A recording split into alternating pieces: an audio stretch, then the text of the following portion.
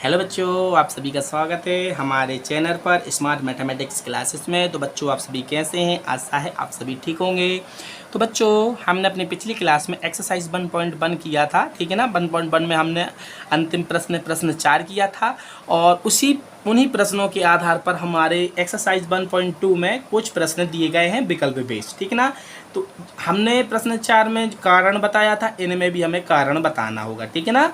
तो प्रश्न हमारे 4 की तरह ही जो हमारे प्रश्न एक्सरसाइज 1.2 में प्रश्न पहला है, इसमें 3 प्रश्न है इसके आधार पर है, ठीक है ना। तो विकल्प बेस है, हमें कारण बताना है। तो चलिए हम इसको करते हैं। हमने आप सभी को बताया था जो परिमेय संख्या होती हैं, पहले जो बात की जाए, पहले बात की गई परिमेय और बाद में बात वास्तविक। तो वास्तविक जो होगा हमारा मेन क्या होगा, बॉक्स होगा, और मेन बॉक्स के अंदर का क्या होगा, पहले जो संख्या दी गई है उसके अंदर होंगे, ठीक है ना। तो ऐसे ही तो हमने बताई है, तो हमें एक्सप्लेन करना है। एक्सप्लेन क्या करेंगे, वास्तविक संख्या क्या होती है, परिमेय संख्या क्या होगी। तो ये एक्सप्लेन करेंगे कि उसमें शामिल हो सकती है कि नहीं हो सकती है। यदि हो सकती है तो सत्य, नहीं हो सकती तो असत्य है, ठीक है ना। तो चलिए हम अपनी क्लास प्रारंभ करते हैं।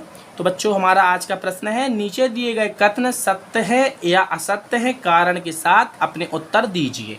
तो बस बच्चों, हम क्या करते हैं, पहला प्रश्न लिख लेते हैं। प्रश्न क्या दिया गया उसको लिख लो।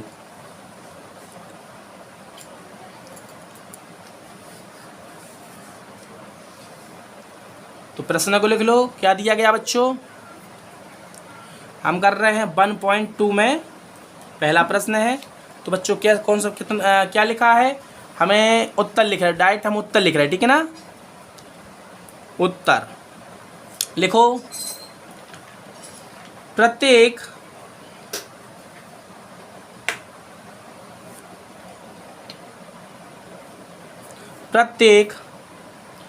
अपरिमेय संख्या एक वास्तविक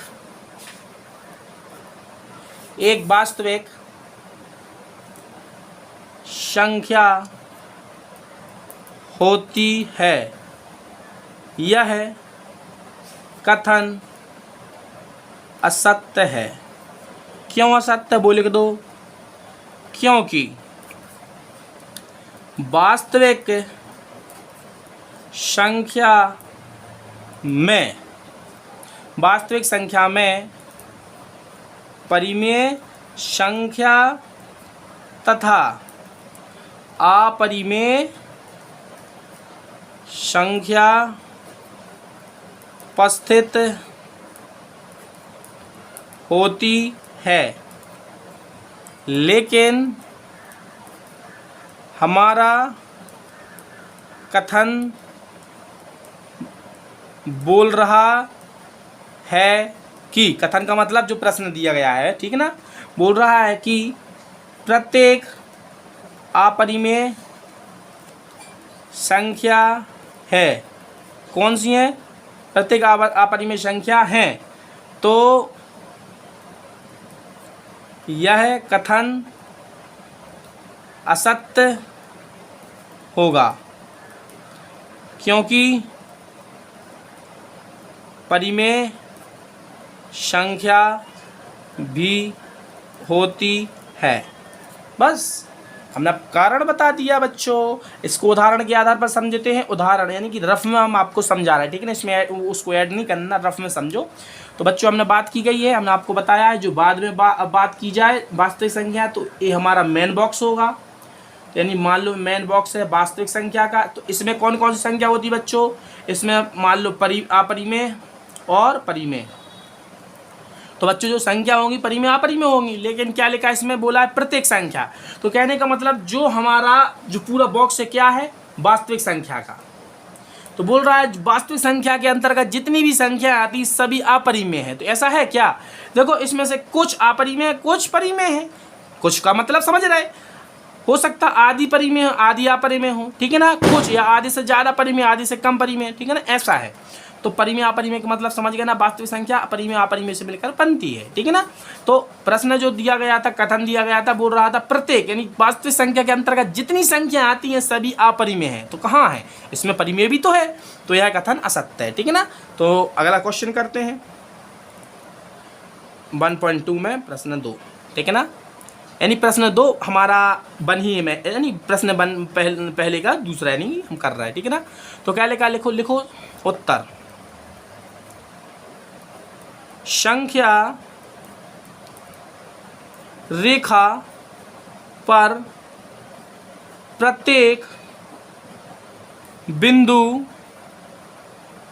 √m के रूप का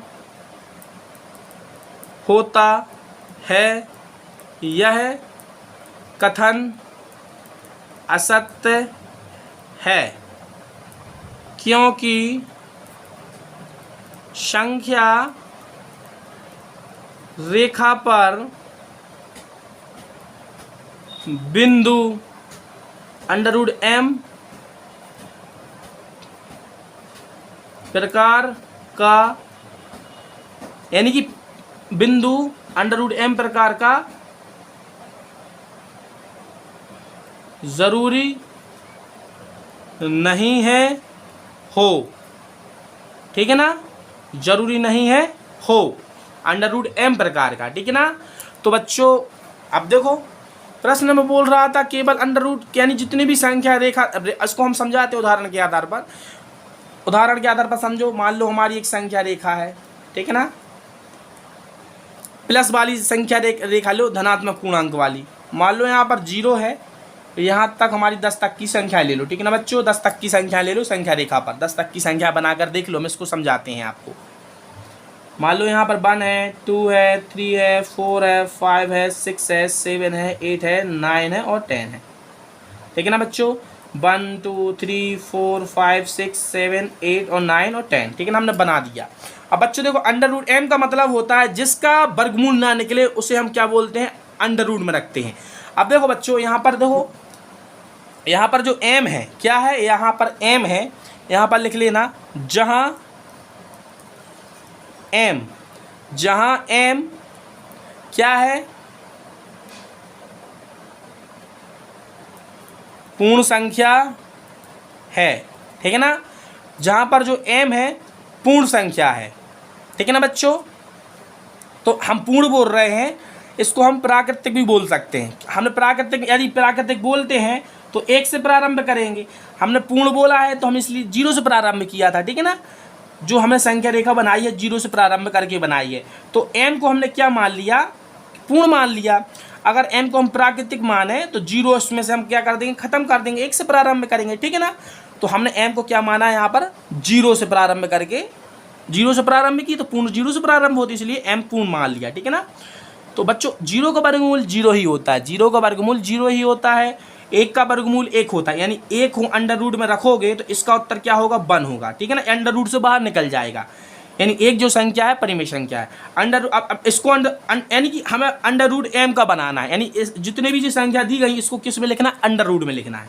तो इसको लिखो √2 रखेगा, √2 का वर्गमूल निकलता नहीं, इसलिए कौन सी संख्या है, अपरिमेय संख्या है। तो आप देख सकते हैं जो हमारी संख्या रेखा हमने बनाई थी उदाहरण के आधार पर √2 है, √2 तो √m के प्रकार की है, लेकिन √m के प्रकार की नहीं है, क्योंकि √ से बाहर निकल गई।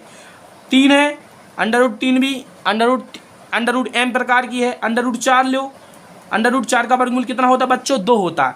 तो जो 4 है √m के प्रकार की नहीं है, क्यों, क्योंकि इसका उत्तर क्या आ रहा, 2 आ रहा, वर्गमूल से बाहर आ गया, इसलिए इसमें वर्गमूल नहीं होगा। तो क्या होगा, √m के प्रकार की नहीं होगी, इसलिए हमने क्या लिखा, असत्य लिखा। इसमें यही बोल रहा था जो संख्या रेखा है प्रत्येक बिंदु में पूरे बिंदु आ जाती है। हमने 0 से 10 तक के लिए है, यदि आप 1 से 10 तक के लोगे तो प्राकृतिक संख्या हो जाएंगी m, हमने 0 से लिए तो इसलिए हमने m को पूर्ण माना है, ठीक है ना।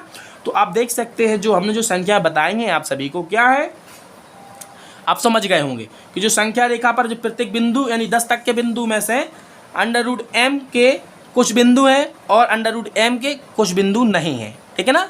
तो यह कथन असत्य हो गया, इसलिए अब हम क्या करेंगे, प्रश्न 3 करेंगे।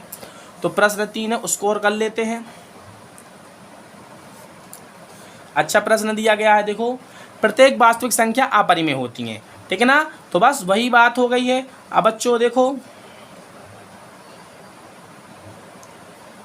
उत्तर लिख रहा है, ठीक है ना। प्रत्येक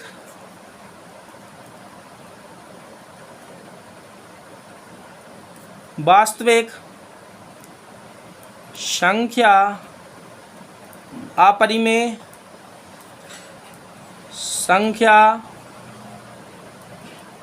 होती हैं, यह कथन असत्य है, क्योंकि वास्तविक संख्या परिमेय संख्या तथा अपरिमेय संख्या से मिलकर बनती है, ठीक है ना। लेकिन प्रश्न में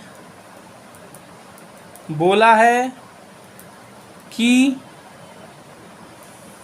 वास्तविक संख्या केवल अपरिमेय संख्या होती है, यह गलत है, क्योंकि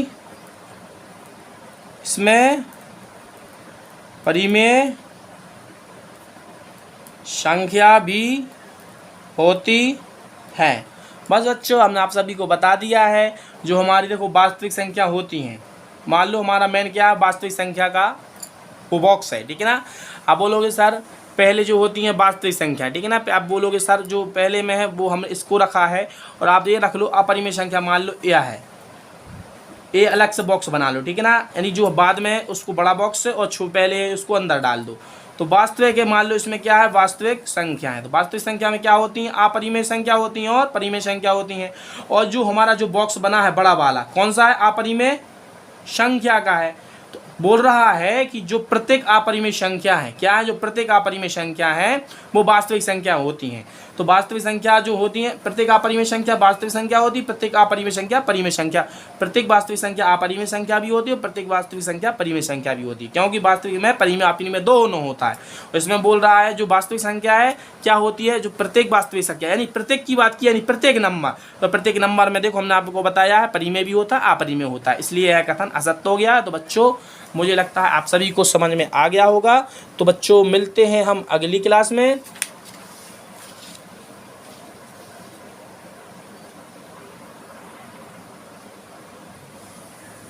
ठीक है ना, हमने आप सभी को उदाहरण के आधार पर भी समझाया। तो मिलते हैं अगली क्लास में, तब तक के लिए जय हिंद जय भारत।